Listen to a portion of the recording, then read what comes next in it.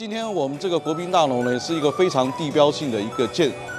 筑物，它73年的时候就已经完成了，所以现在的屋龄已经高达38年。那在这个过程当中呢，我们发现国宾大楼因为过去年久失修了以后，慢慢的丧失往日的光彩。那我们希望说它能够重塑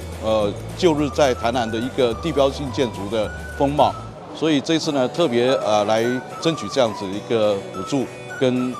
维护整建的一个工程。国宾大楼它的位置非常重要，它前面就是我们台南市最重要的公车转运站，然后它的对面就是我们的台南火车站的正门口，所以可以说它就是在我们台南市的门户，只要从台南火车站一出来，就可以看到在这一栋国宾大楼。所以我想这一次的维护整建，除了是成为我们自主更新的一个成功的案例之外，更重要的是它发挥了我们台南市门户重新改造的一个非常大的一个效益。因为我们也是经过了12年的一个努力了，也感谢从市政府开始，我们的市长还有各级长官的一个帮忙，我们在经济条件非常不理想的情况下呢，把这个事情呢来做了一个作为一个完成这个非常非常的感谢。掌握市政3分钟，台南进步向前冲。感谢我们中央的跟我们管委会的努力，我们市政府也希望多尽力多协助因为大家现在火车站前面，我们铁路地下化火车站前面在整顿在整治然后如果将来或现在出了车站，看到一些门面就是说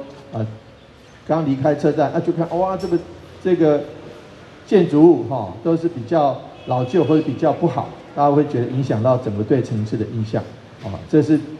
这个基本上的第一个理由。但是也感谢我们张主委还有我们都发局，还有许多我们在地议员跟里长的关心能够让这个台南市的这个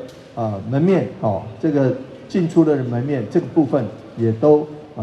终于能够完成这是第一点。第二点，我们除了这个火车站的门面之外，我们还有高铁站的门面、机场的门面，这些部分我们也都一个一个要去把这个整顿得更好。那这边的周边的环境，除了我们这栋大楼之外，周边的环境的整理我们也希望说都发局也好，我们在地也好，我们会多努力来把周边的环境整顿得更好。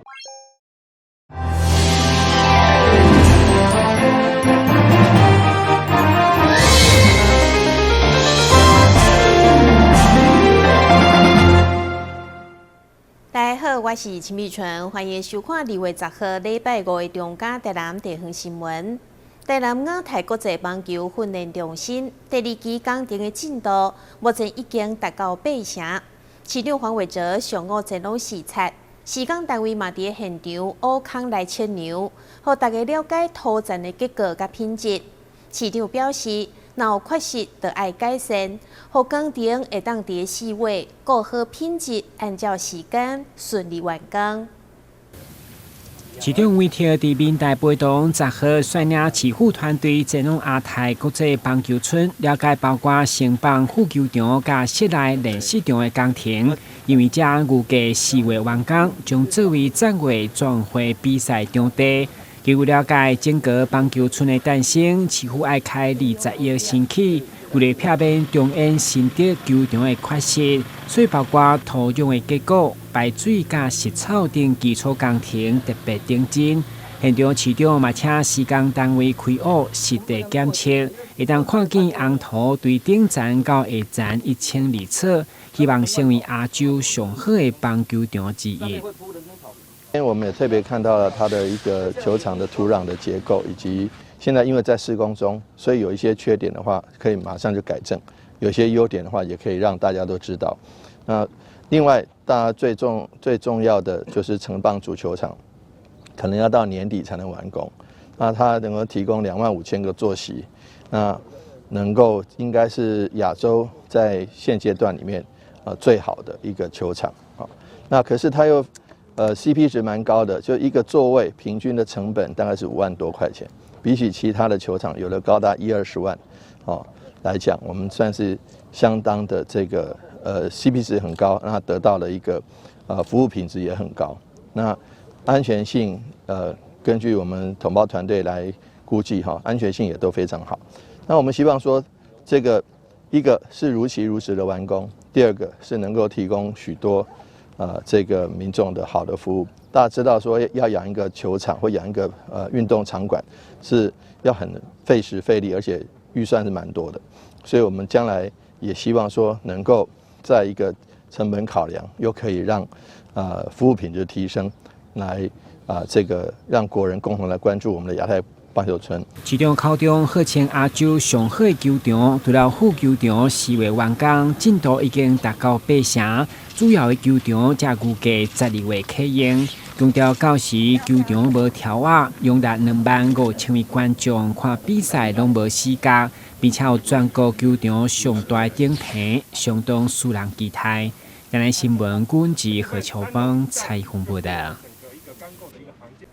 土耳其甲叙利亚7.8级的大地震造成非常惨重的伤亡，世界各国的救援队以及物资正不断的送到灾区。台湾手苗天团响应支援的行动，总共捐出520万来协助救灾。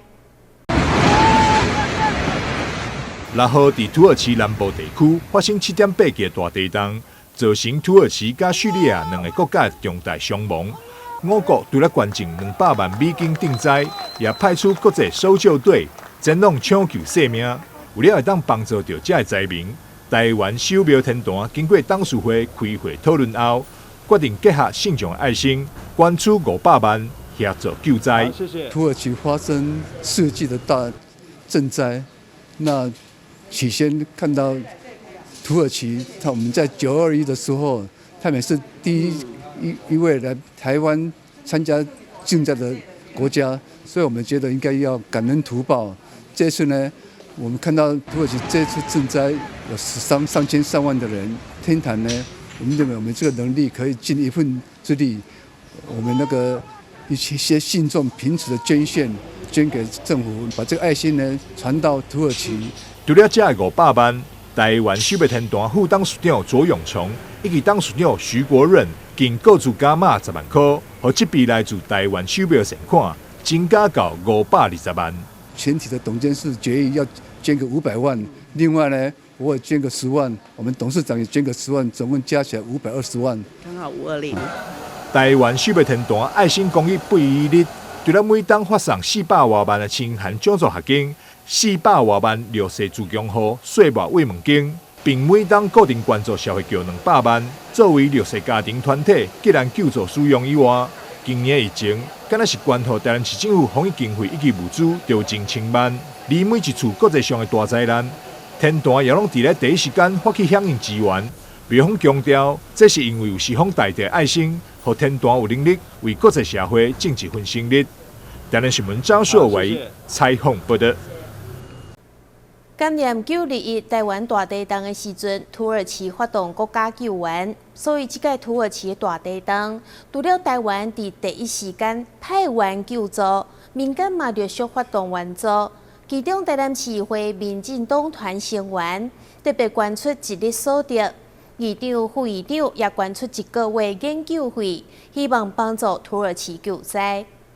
日前，土耳其甲叙利亚边界发生规模7.8的大地震，到目前死亡的人数超过2万人。台南市议会议长甲副议长10号嘛宣布，将捐出1个月议长、副议长的研究费。另外，民进党团嘛伫咧总召甲副总召的号召，所有的成员将捐出1天的所得，帮助土耳其来救灾。达成大家有个共识哈。就将民进党团所有的成员要捐出一日所得呼吁为土耳其的这一次的震灾抛砖引玉来捐给我们土耳其的这些难民民进党团大家有这样的共识希望我们呼吁台湾的社会能够为土耳其做一些事了也为台湾的在国际上能够做一些事哈。台南市议会我们所有的同仁，希望说捐一日所得来协助。那我希望大家有钱出钱，有力出力了哈，来协助我们这邻近的国家或者国际上有受难的一些国家。那我想这也是我们民进党团的必须要做的了哈。那希望大家能够共襄盛举，来协助来抛砖引玉哈，来募集一些金钱也好，还有物资也好，能够来协助土耳其跟叙利亚。过去不管是921大地震，或者是02、06，在台南更是深刻的体验到，当台湾有难的时候，其实国际都对我们伸出了援手。那我相信积沙可以成塔，也非常感谢所有我们民进党的成员，我们愿意来捐助我们一日所得，呼应这个社会各方资源哈。不管是土耳其现在目前在御寒的物品上，或者是生理用品上的一个需求，大家都可以集结这个共同的力量吼，我们送爱到土耳其去。民进党团总召郭宏仪表示，一方有难，八方支援。尤其过去台湾921大地震，土耳其的国家嘛来台湾救助。目前台湾的救援队嘛伫咧土耳其进行搜救。现场民进党团嘛公布中央的2个捐款专户，户名是卫生福利部的赈灾专户，欢迎民众有钱出钱，共同帮助土耳其来渡过难关。台南新闻林根采访报道。另外，台湾基进台南东部嘛响应土耳其台湾办事处的物资募集活动。消息一发布出来，一天内就募集到非常多物资。民众大包小包摕着物资来到基进党台南东部，也阁有人开车载着衫过来。基进党台南东部响应土耳其捐物资的活动，短短几天物资就堆成山。我今天拿了棉被跟尿布，因为之前我们921地震的时候，土耳其也有帮忙，所以我们想说就是回馈的，就一起帮忙这样。最近收的就是主要是以衣物为主啊，然后以冬天的衣物，然后有些民众其实也蛮好的，就是他们会给我们全新的，然后有些民众其实。那如果他们愿意捐过来的时候是二手的，可是他们也会把它们洗干净之后，然后再送到我们这边。目前来讲，我们比较缺的就是帐篷、睡袋，然后还有保温瓶。土耳其发生大地震，需要来自各地的爱心甲温暖。基进党台南东部指出，自日前开始响应捐物资的时阵，就有侪民众来询问，也有侪公司提出全新的衫来到东部。我们在昨天一发出讯息之后呢，就有非常多的民众带着他们干净的物资来到了党部。那现在台南党部呢，整个都满溢着大家的善意跟爱心。董抽喜这个土耳其他们算是在921的时候，然后第一批来协助台湾的这个国际友人。那这一次土耳其有难，台湾当然义不容辞。台南市议员李宗仁表示，党部大小物资只到2月12号，希望大家会当多到3天来捐物资，斗阵关心国际朋友，这个物资也会尽快处理登记，送到土耳其在台办事处，把台湾人的爱心送到土耳其。台南新闻杨顺怀采访报道。迎接台南400年，艺术家范仲德甲宋建成伫桂林文化中心展出精心创作的陶艺作品，将安平过去甲现在还原发展，呈现伫陶艺作品当中，要让民众看到作品，就好亲像穿越时空隧道，马上体验台南400年的风采变化。艺术家范仲德甲宋建成伫桂林文化中心举办联合展览，这摆展出40几件陶艺作品，将府城的真实精神浓缩呈现。台南市副市长叶铁山也特别来到现场欣赏。全世界各个地方在探究人类的文明的发展当中，绝对是把陶当作是他们在见证那一个时代的文化或是文明最具代表性的一个东西。范仲德老师以府城一级古迹为创作所在，有孔庙、意在金城、赤坎楼、安平国宝，用半浮雕的方式雕刻伫杯仔大瓦公顶头。我稍微把它切割掉局部，但它能够呈现出来我们虎城的代表性的建筑物古迹。那这个东西又能够呈现是我们实用的东西，不要像一般的陶。它有的是不能用的，只是观赏的。因为我认为陶跟人是一个要很能够亲近的东西。宋建成老师赶快也将安平的景色融入伫作品当中，为代表性的建筑加进行动，立体呈现伫绘盘顶头。陶瓷，顾名思义，我就把陶跟瓷这两个发挥到淋漓尽致，希望说用瓷器的作品上面让看到很洁白，有很多彩色的一个氛围，经过高温烧结，让这个作品可以呈现上非常立体的感觉，让人家知道来到安平可以到港滨，来大屿祝福，来看看林默娘公园。安平的旧遗物里面可以看到很多在地的寻宝，把建设的故事融合在里面，用一个陶艺品让大家知道这个未来400年风华再现这样。台南府社将要迎接台南四巴冬，透过2位陶艺老师的创作，传领大家领略府社安平的古今繁华。台南新闻杨顺怀采访报道。台南市东区清寒学童奖助学金，今年已经颁发第2档。由议员蔡小薇每下康黄金慈善爱心协会，帮助超过200位东区的弱势学童，希望会当鼓励因努力读册，日后有能力回馈社会。由议员蔡小薇发起每下康黄金慈善爱心协会，共同举办的东区弱势学童的奖助学金计划。今年已经迈入第2档，而且伫个110以下年度第1学期，更加扩大办理。所有东区的国中小，只要符合低收入户，或者是中低收入户，成绩优秀，或者是校体楷模，拢会用来提出申请。只要他有符合低收入户还是中低收入户的标准的学生哈，我们特别在国小的部分呢，也希望说帮我们特别注意。理事长呢，他觉得只要在国小的学习总成绩里面有一个90分以上的，我们就有1000块的一个奖助学金。那当然，我们也不希望受限于每一个小朋友都一定要有优异的成绩表现，我们更在意的是他的品性的一个表现。所以我们也希望说，请校长啊，可以在班级上哦，他如果有特别优异表现哦，校体奖的部分就是在品性的表现是不错的，我们也可以不用着重在成绩优异的表现上，才给予这样的一个奖助学金呐吼。帮助这个囡仔，这个代表咱这个社会是往善的力量在前进。尤其是不是只有成绩好，我最感动的是看到3个名额都是给校体奖，就是伊只要优好、品性好，都机会得这个奖学金。掌声再大一点，这真正是不简单的想法啦。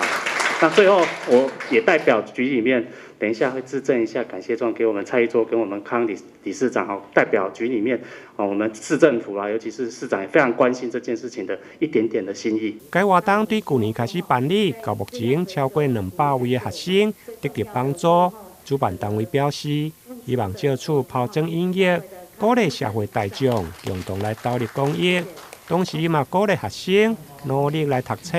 目前该活动由各校统一来收件，并且提出申请。台南新闻林根采访报道。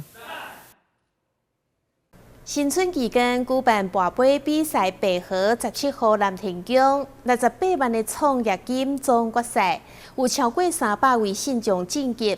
经过激烈的拔杯，最后由来自桂林中树保险业的王先生以10个奖杯来得到68万的创业金。白河17号南天宫5号下晡闹热滚滚，超过300多位晋级信众伫遮进行68万创业金的决赛，大家依照顺序以拔杯，过程紧张。随着杯数愈来愈悬，也互气氛来到高潮。不过上厉害，还是受到丰富潜水青睐，住伫咧桂林中树保险的黄志远连续拔出财神杯。会，加油！会啊！主委彭中金宏表示，丰富潜水轻点的创业金得主拢是少年人，就是希望会当帮助因事业发达。今仔丰富潜水来经历这位少年又搁引导做来学这个创业金有够欢喜的心情这个少年来丰富潜水这点顶2趴顶名，就来互丰富潜水来赐福这笔创业金是听讲是第一桶金无够满来讲，但是是有够赞的赞会当互人生一个新的开始、新希望。幸运得主表示，这笔钱除了是用来结婚以外，也会用来做投资。伊也当场捐出10万块，予蓝天宫添油香。很紧张，因为这笔钱其实也不是小数目啊。那我会捐10万出来做功德，给千岁爷，让他去帮助更多的信众。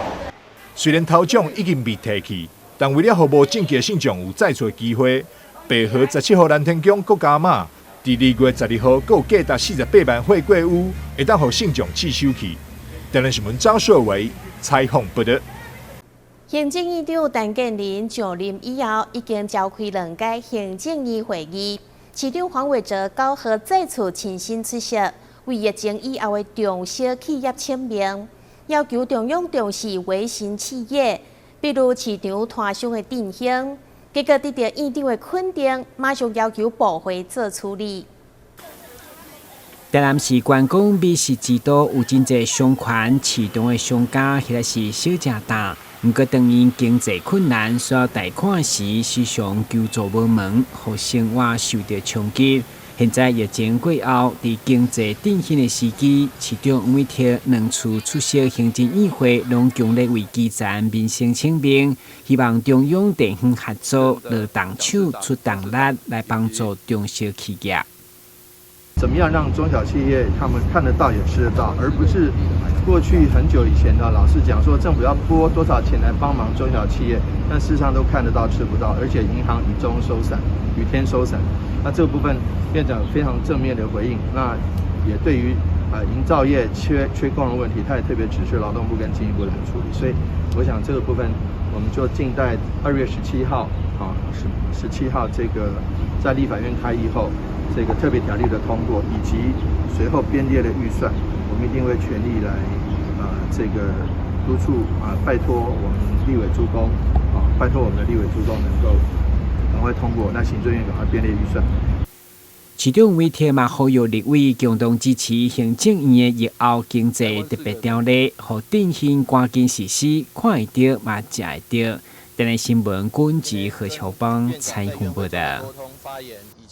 台南市政府伫2020年成立客家事务委员会以后，持续举办各种文化甲语言保存活动，其中由委员会管理的客家文化会馆，嘛持续透过展览来展现客家文物甲美食等等多元的面貌，会当讲是扮演重要的行销角色。台南虽然无客家行政区无明显的客家部落，但却有13万外的客人。所以，伫市长的支持，2022年市府成立了1级单位客家事务委员会，其中客家文化会馆嘛扮演宣传的重要角色。对代表客家精神的火架树开始，以小解有关客家文化的大小事，当中嘛设计了假期亲身的体验区。展现客家文化丰富的多元性甲亲和力。那这里是开放空间，1楼是常设展。那常设的主题有分为5大主题，现在在我背后的是其中一个主题，就是文物。那文物是死的，但是文物是过去人用的，其实是活的。所以我们怎么从这个展示当中看到以前的样貌？以前的农村时代任何的东西它都是再利用，然后是循环的，是有利于这个大地生生不息的。所以看文物也可以看到故事，欢迎大家来看。当然要了解一个民族文化饮食，就是上有代表性，所以会馆当中嘛展现一道一道经典的客家菜，相当逼真，就让透露因早期生活环境所讲究咸油香的口味。也代表客人的勤俭加刻苦精神。那客家美食的重点是什么呢？我们说4文4草，总共有8大项的食物。那过去的那个客家的生活都是在农村，农村的劳动力很大，所以他每天劳动，每天流汗，汗里面夹着盐分出来汗水出来，所以他必须补充很多的水分跟盐分，所以人家说客家菜咸香油是这样子来的。看到这些菜色我们都流口水了哈，是相当好吃啊，所以呢，到客家庄、客家村，最重要的去吃他们的客家美食。台南市客委会欢迎市民来会馆参观，拜二到礼拜拢开放，有需要导览嘛，请事先预约。台南新闻军及何秋邦采访过的。感谢你收看2月10号的中嘉台南地方新闻，我是陈碧纯，咱再会。